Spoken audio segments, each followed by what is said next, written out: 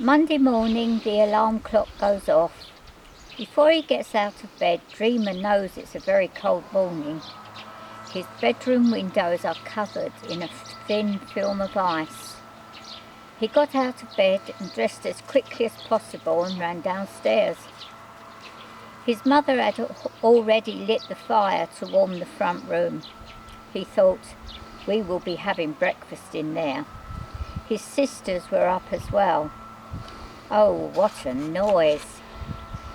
Only one of his sisters went to school, and he would have to walk her to school. She was a pain as she doodled along, whereas Dreamer was always rushing about.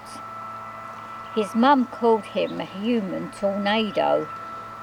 He never did anything slowly. Dreamer was impatient to get to school, so he persuaded his mum to let him go early so he could set off down the cinder path with his sister, Tina, dragging her heels as always. Then onto the platform, down the subway and out the other side and into the station approach road. Now Tina did exactly what Dreamer knew she would. She started playing in the leaves. He turned round and she threw a handful of leaves in his face, like he didn't know that was coming. But as they had left earlier than usual, Dreamer didn't worry too much. He thought to himself, perhaps it would be a good idea to leave for school at this time every day, then it wouldn't matter if Tina mucked about.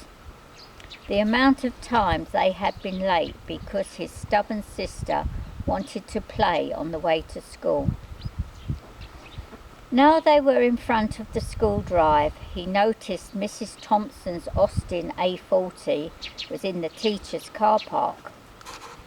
Now all he had to do was to find her and the rest of the gang members as they entered the playground. Tina saw her best friend, and without even a goodbye, she was gone. Dreamer spotted Nipper and Sparks leaning against the wall. Even though it was December, conkers were still being played on frosty mornings like today. You had to be very careful not to get your knuckles wrapped when playing, but the boys didn't have time to play. Their minds were elsewhere.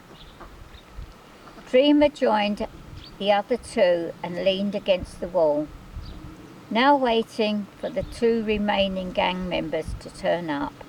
The three of them started to chat about Saturday's adventure, when out of the corner of his eye, Nipper saw Bebe and Sweetman, and lo and behold, behind them was Mrs. Thompson. The three boys ran over to their friends and spun them round in time to face Mrs. Thompson. "Oh, miss, can we have a word with you in private?" She cocked her eye at them. "Okay, boys, what have you done now?" she asked.